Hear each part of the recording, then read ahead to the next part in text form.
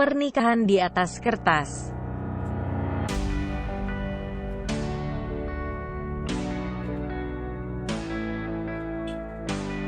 Jangan lupa subscribe ya, dukungan kalian untuk berkembangnya channel Novelku. Jangan lupa tersenyum. Kamu berhak bahagia, setidaknya untuk orang-orang yang kamu sayangi. Jangan lupa jaga kesehatan ya.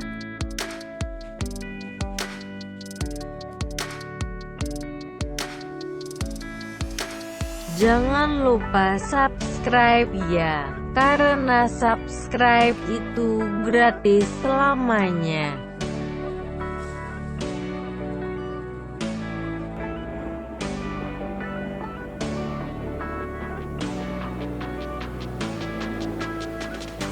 Chapter 83.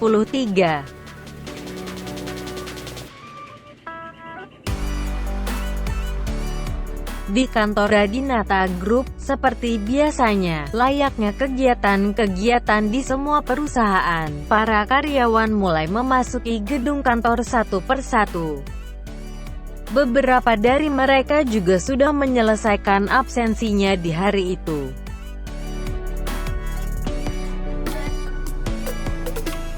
Terlihat kondisi ruangan sang pimpinan perusahaan yang masih belum berpenghuni.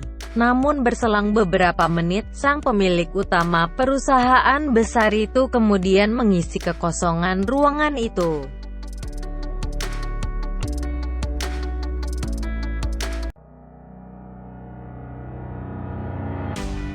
Haris menatap tajam ke seluruh penjuru ruang kerjanya. Semuanya nampak rapi dan tersusun dengan apik sedemikian rupa. Terlebih foto sang menantu yang terpajang tegak tepat di meja kerja sang putra.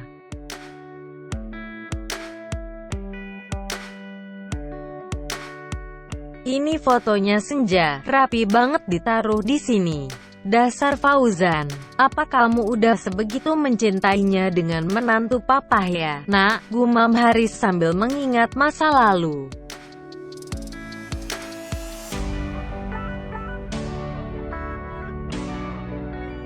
Masa lalu di mana saat-saat Fauzan menolak untuk menikah dengan Senja. Wanita yang tak pernah ia kenali secara dalam itu ternyata pada awalnya ditolak mentah-mentah oleh Fauzan.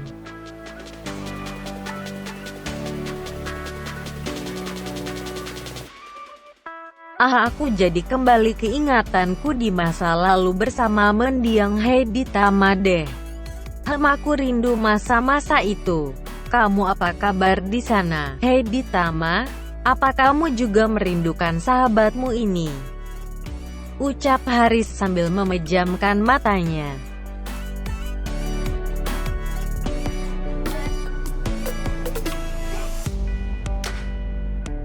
Rasa pedih kembali menghampiri batinnya, kala harus mengingat kembali apa yang telah terjadi hingga membuat sang sahabat karibnya meninggal.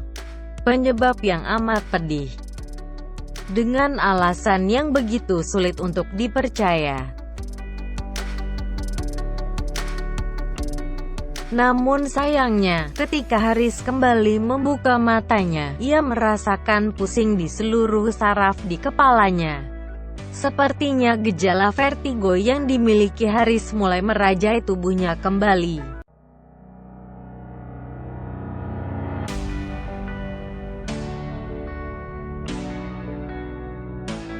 Pak Haris, Sapadin bergegas membantu Haris untuk hampir terjatuh.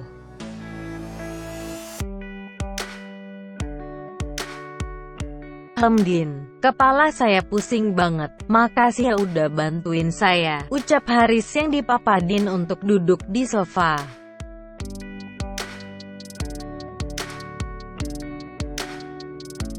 Pak, apa Bapak baik-baik aja?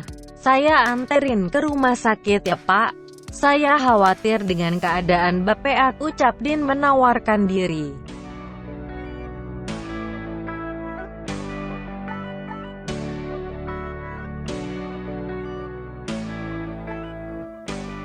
anterin saya pulang ke rumah aja ya. Obat saya ada di rumah. Tadi lupa dibawa, ucap Haris tersenyum.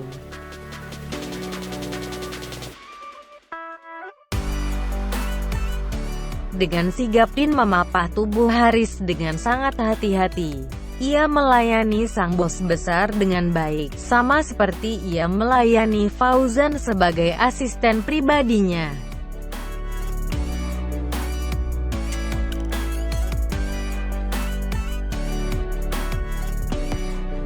Laju kendaraan yang dikemudikan oleh Din terus-menerus membelah kemacetan kota. Kemudian menyeka buih-buih peluh yang mungkin terlalu sering terucap di saat itu.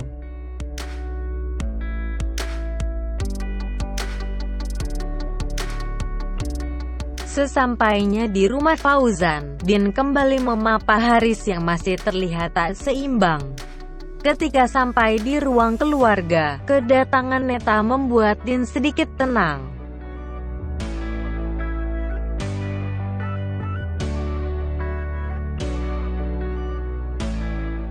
Haris, ya ampun, kamu kenapa? Din, ini ada apa sebenarnya? Apa yang terjadi sama Pak Haris? Tanya Neta menghampiri mereka.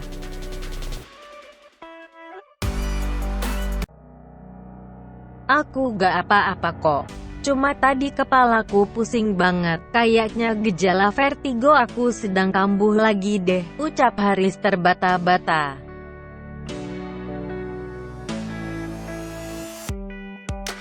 Ya udah, Din tolong bantu bawa Pak Haris ke kamarnya ya.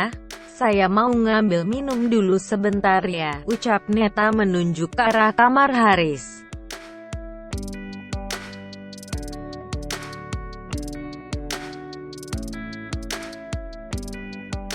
Din kembali memapah Haris menuju kamarnya. Setidaknya di posisi kali ini, ia tak harus khawatir seperti sebelum-sebelumnya. Karena kondisi Haris yang tidak memungkinkan untuk ditinggal. Kini sudah ada yang mengurusi, yaitu Neta.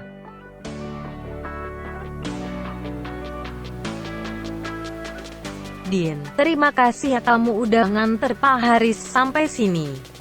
Kamu kalau ada kerjaan lagi, kamu bisa kembali ke kantor ya.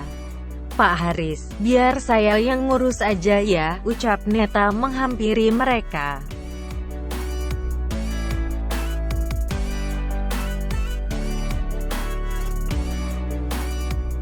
Baik Bu, kalau begitu, saya izin kembali ke kantor ya Bu.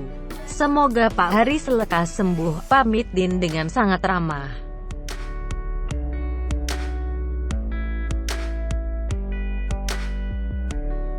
Sedangkan Neta langsung menyiapkan obat yang biasa dikonsumsi Haris atas penyakitnya itu. Dengan amat telaten, Neta mulai memberikan obat itu dan segelas air pada sang mantan suami.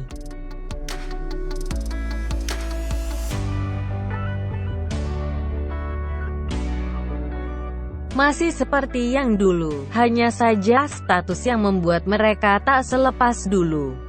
Kesalahan yang amat fatal di masa lalu seolah menjadi penghalang, bak pondasi yang kokoh sebagai penyekat.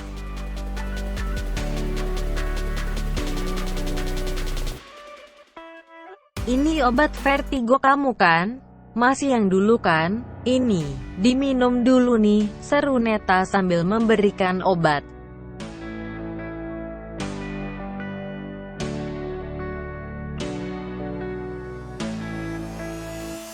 Setelah Haris meminum obat itu, ia memejamkan matanya sejenak. Efek berputar-putar yang terasa sangat mengganggu, membuat Haris hampir kehilangan kesadarannya saat itu.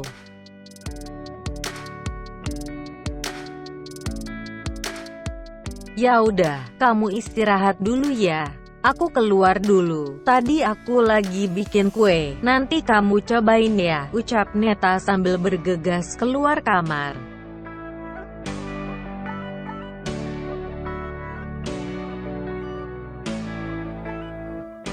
Tapi tangan Haris menahan langkah Neta. Ia memegang tangan Neta dengan lembut. seolah tak ingin ditinggalkan sendirian di dalam ruang kamarnya. Entah apa yang pikirkan, hanya saja rasa ingin ditemani.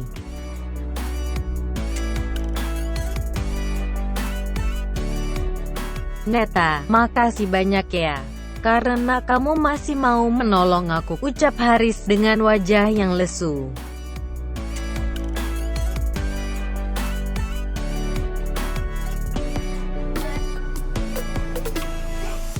Sama-sama Haris. Harusnya aku yang berterima kasih sama kamu, karena kamu masih mau menampung aku yang bukan siapa-siapa. Lagian kamu tadi kenapa sih? Kok tiba-tiba vertigo kamu kambuh? Emangnya tadi kamu lagi mikirin apa? Tanya Neta berhati-hati.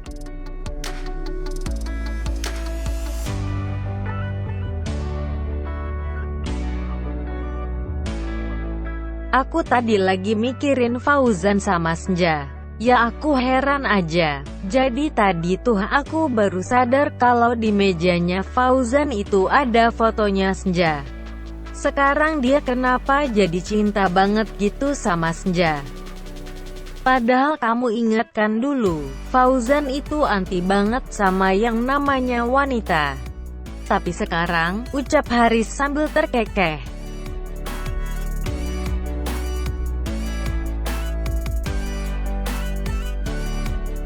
Neta mengingat-ingat masa lalunya yang mungkin masih terasa jauh lebih indah.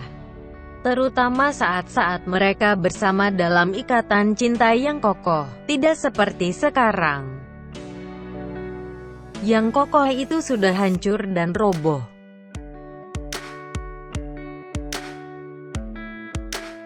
Neta juga masih sangat ingat betul akan kejadian sewaktu Fauzan dan Agnes masih sangat terlalu belia. Hingga timbul kata-kata yang tidak mereka mengerti tapi terucap. Mereka masih sangat kecil untuk mengerti kata cerai.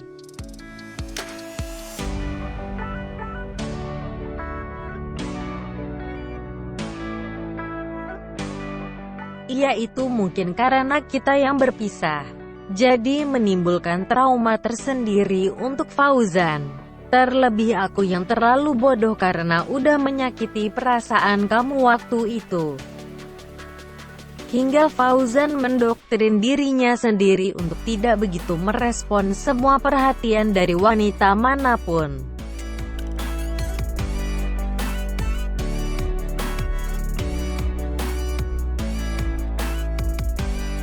Udahlah Neta, yang berlalu biarkanlah berlalu. Toh kamu ujungnya juga sekarang masih bisa menjaga anak-anak kita kan? Kamu masih bisa melihat Fauzan untuk bisa berdikari sendiri dan menjadi kepala keluarga. Lalu aku juga bisa melihat perkembangan pendewasaan Agnes yang tumbuh begitu membanggakan untuk aku.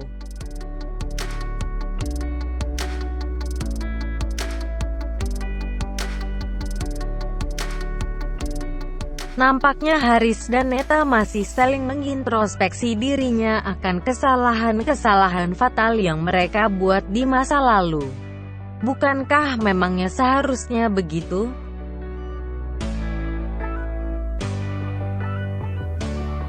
Udah, lupakan aja yang masalah kita. Ada hal penting yang harus kamu ingat, Net. Tentang Fauzan, kamu ingat gak saat kita memberikan undangan pernikahan Kevin saat itu ke rumah Heidi Tama? Apa yang terjadi di sana? Tanya Haris membongkar ingatan Neta.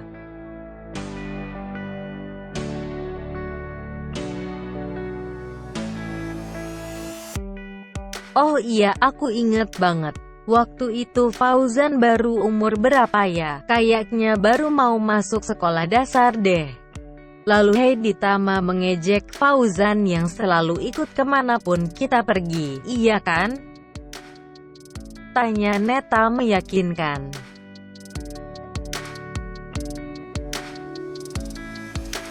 Untuk mencairkan suasana, Haris malah mengalihkan pembicaraan untuk mengganti topik pembicaraan mereka.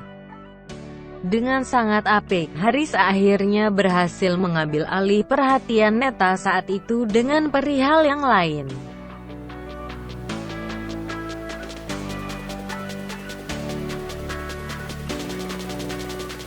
Ya kamu benar. Lalu Heidi Tama mengejek Fauzan dengan kalimat seperti ini. Hei Fauzan, kenapa kamu selalu ikut kemanapun orang tuamu pergi?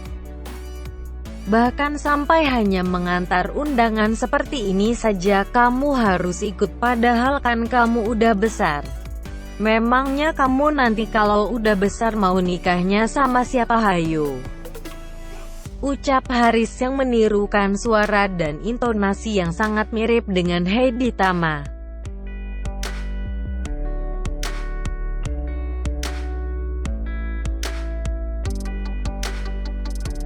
Lalu selanjutnya, Fauzan yang saat itu sebenarnya masih belum mengerti apa itu arti dari kata cinta, dia malah menanggapi kata-kata Haris dengan sangat bijak.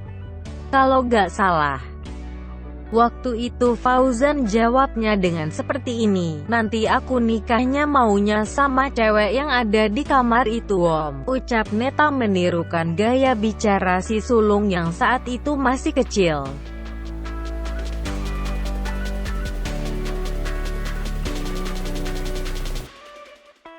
Hahaha, lucu juga ya, saat itu wanita yang dimaksud Fauzan kan adalah Senja. Dia itu ngintip-ngintip dari balik jendela kamarnya. Kalau gak salah dulu dia itu selalu ingin tahu dengan siapapun yang menjadi tamu untuk ayahnya. Tapi sekarang terbukti ampun ya. Ucapan Fauzan kecil yang dulu tidak sengaja keceplosan dengan polosnya bilang kalau dia mau nikah dengan Senja, ternyata sekarang menjadi kenyataan.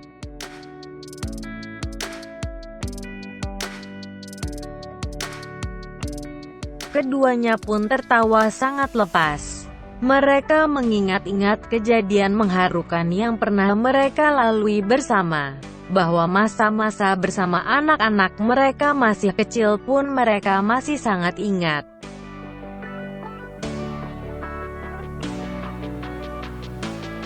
Meskipun kita udah gak terikat, aku harap kamu masih mau membagi kisahmu denganku, seperti dulu.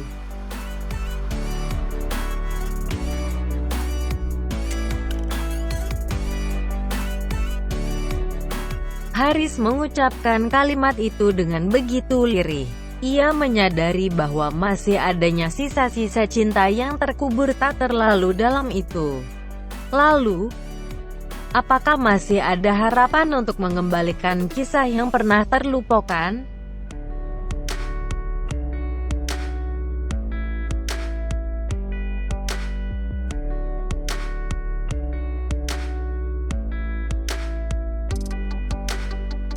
Fauzan menepikan kendaraannya tepat di halaman parkir sebuah toko serabi. Menu makanan yang cukup diidam-idamkan oleh sang istri sejak selesainya masa tindakan untuknya. Serabi setelah operasi, unik juga. Namun karena kondisi toko itu yang lumayan cukup ramai, Fauzan pun menawarkan sang istri untuk tidak ikut bersamanya ke dalam toko itu. Biar ia saja yang memesan dan membelikan kesukaan sang istri.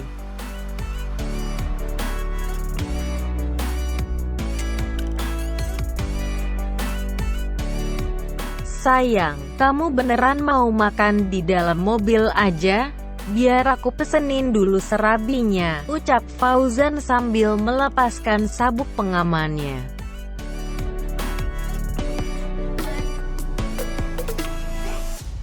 Iya sayang, aku di sini aja, gak apa-apa kan? Aku lagi males ketemu orang lain, jawab Senja masih dengan wajah yang memelas.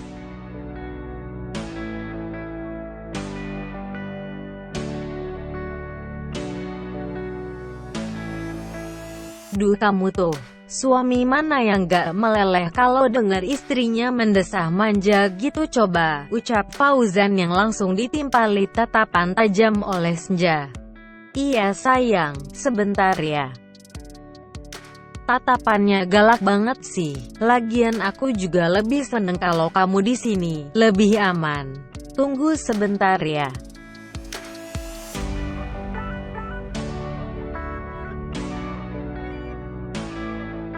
Kemudian Fauzan menyempatkan diri untuk sekedar mencolek dagu sang istri. Meski dibalas oleh tatapan yang begitu tajam, tapi setidaknya ia tak cukup menyesal untuk memanfaatkan kesempatan emas itu.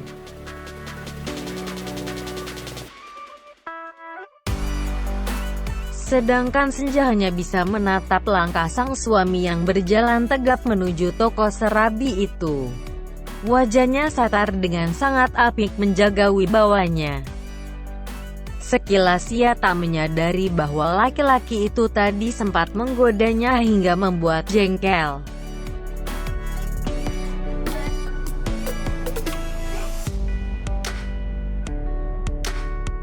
Sambil menunggu Fauzan yang memesan serabi, mata Senja tiba-tiba tertuju pada sebuah gerobak barang bekas yang ditarik oleh sepasang orang parubaya. Tak lupa di dalam gerobak itu pun ada 3 orang anak kecil yang saling bercengkerama.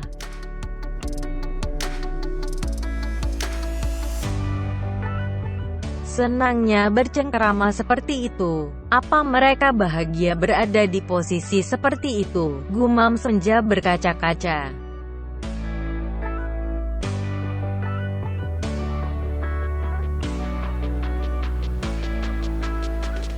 To be continue.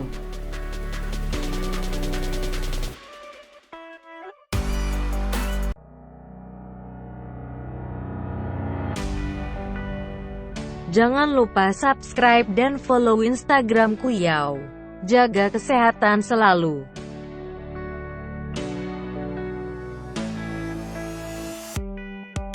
Thanks for watching.